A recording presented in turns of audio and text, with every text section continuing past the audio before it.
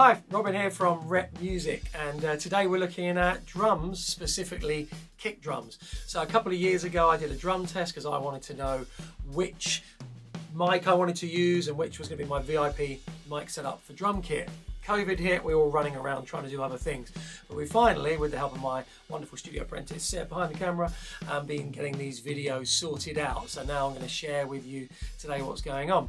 I'm going to have a quick listen to it and talk to you about it. But just to tell you basically what we've got going on here today, we've got the D112 that we're looking at, and so that's from AKG, and the Shure SM52a. These are two of the, affordable kick drum mics. Do they stack up against some other things like the Neumann U47fet? That is what we're about to find out. I'm also doing a few dynamics. We've got the RE20 from EV, one of my favourite mics ever. So good on voice, kick, brass. It's just so good, especially as a dynamic mic. You can use it in live, but in the studio it really holds its own. What else have we got? We're also going to look at a few ribbons on kick. So, you've got to be careful about air blast, because it's really important. It will ruin a ribbon, but if you've got a pop shield, a ribbon can bring in loads of low end, but is it controllable? How does it sound? We'll get into that as well. I've got the classic Coles 4038 and also one of my favourite mics, the Extinct Audio BM9. English made by a guy in the north of the UK who's been fixing ribbon mics for years. There we go. Right, what else we got? I think they're all the ones. So what do you need to be thinking about with kick drum? You've got inside kick, you've got outside kick. Obviously the inside's going to give you that thump of the beater. I always thought it would give you more low end when I was just starting out. You will learn every day. And then you've got the hole. Putting a mic on the hole, you're going to get that low end. Positioning is so important. And actually when we were doing this, and I might talk about it afterwards, but the fact is this: we repositioned the 52A and the D112 after we did the first take on it, because we were like, no, we know these mics and it doesn't sound right. And that just goes to show, even the best mic, a tiny position change can make such a difference. We've got the wonderful Claire Brock in the studio. Claire, thanks for doing this for me all these years ago. Legend, see you soon. And let's get into this and have a listen. So we're starting off with isolated. That's the D112. In the hole, not inside. Here's the Shure.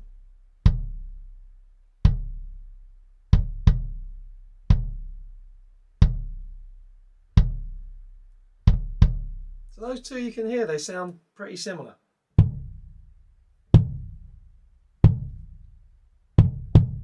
RE20. Bit bigger, bit more flabby maybe.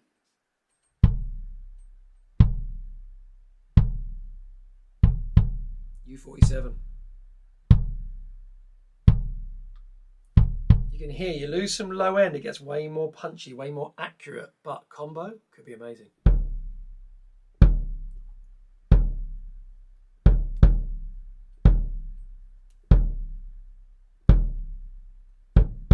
You can hear there on the ribbon, it's way more flabby, but could it be good for a jazz sound?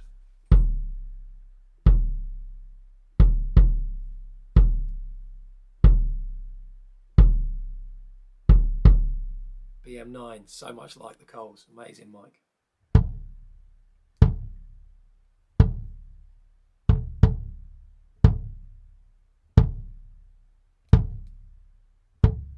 So we're inside now. These two mics, the 52 and the 112, often inside.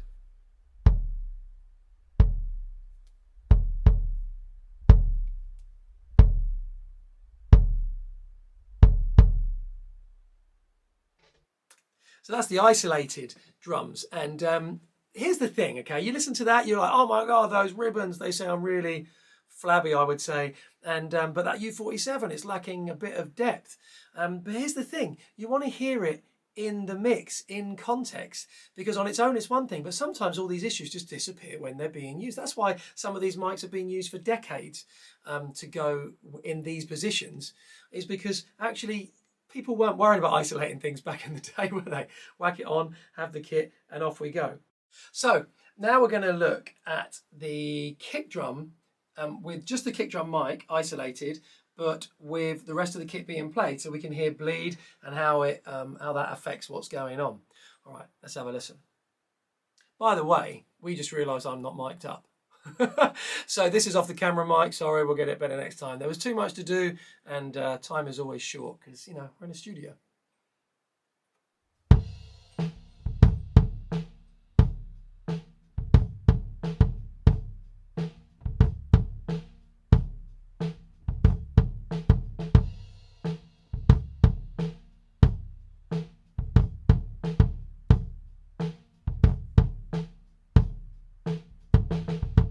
So here we're going to be able to hear how much bleed is coming in.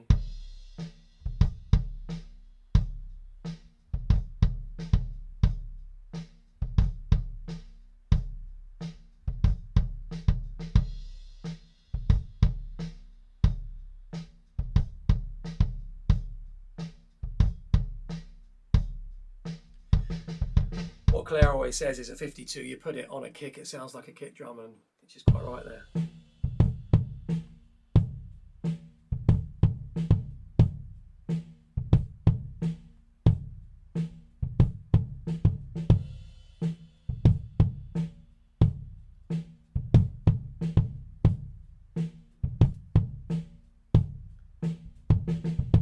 So all these dynamics are doing a good job at keeping out all the other drums.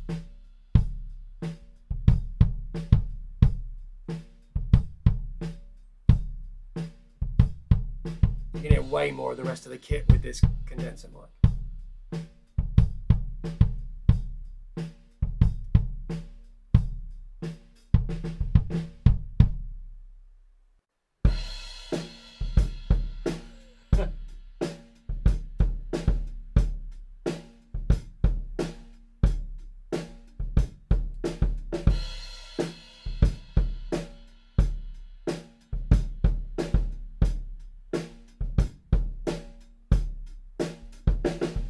So that ribbon figure 8 is picking up all the reflections of the room. You can hear so much more of the rest of the kit.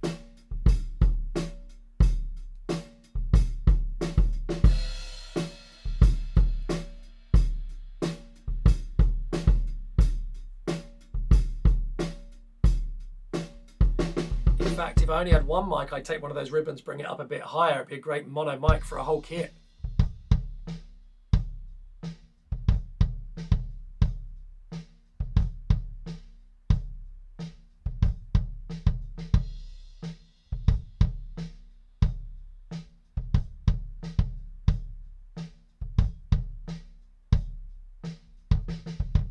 There you go, way less of the kit, loads of thump from the beta.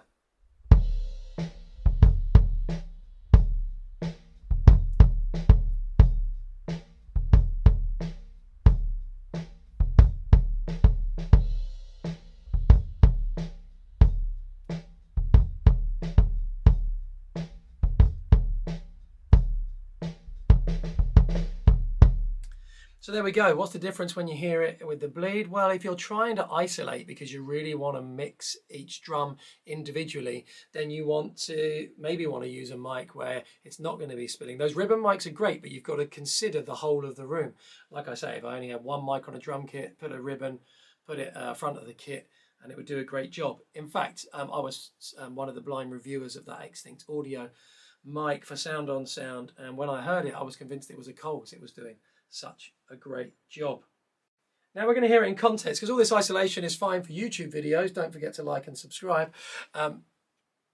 But really what we need to know is how it sounds. So here we've got it in a really simple mic'd up context. We've got two overheads, which I think were the Oktavas, the MK012s, and a 57 on snare. It's just to hear it in a simple, absolutely unprocessed. We might put a little low cut on the overheads because you really need to do that as a minimum, but just to hear it in context. Here we go.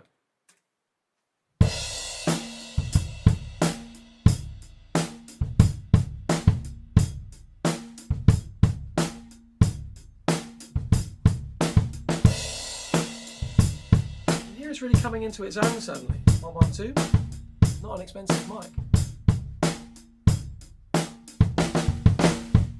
Sounds like a kick drum.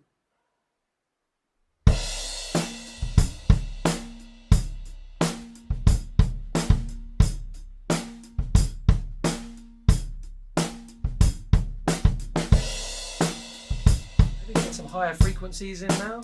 That's why it's got a bit more of that punch.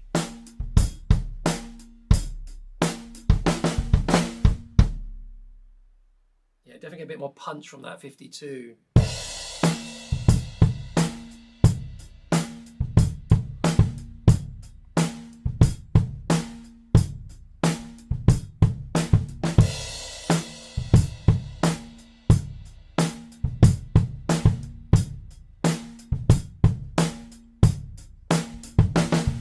Maybe slightly more old-fashioned kick drum sound there, might need a bit of treatment live.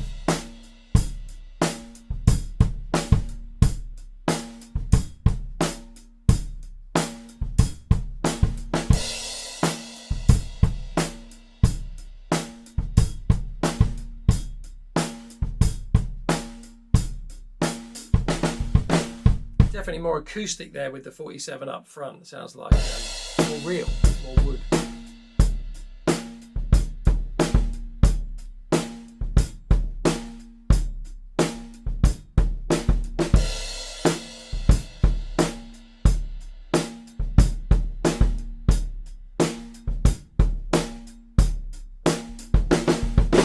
So the bleed doesn't matter so much now. We've got other mics involved. More old-fashioned sound. Probably want to use it for a rock sound, pop sound, it's not tight enough. Like if somebody's feathering the kick drum in a jazz setting.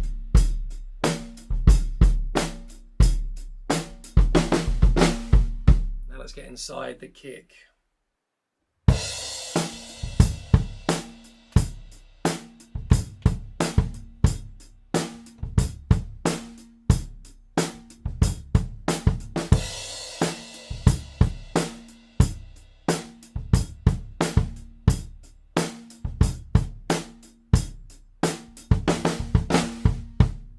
Yep, inside, loads more beta, a bit less low end.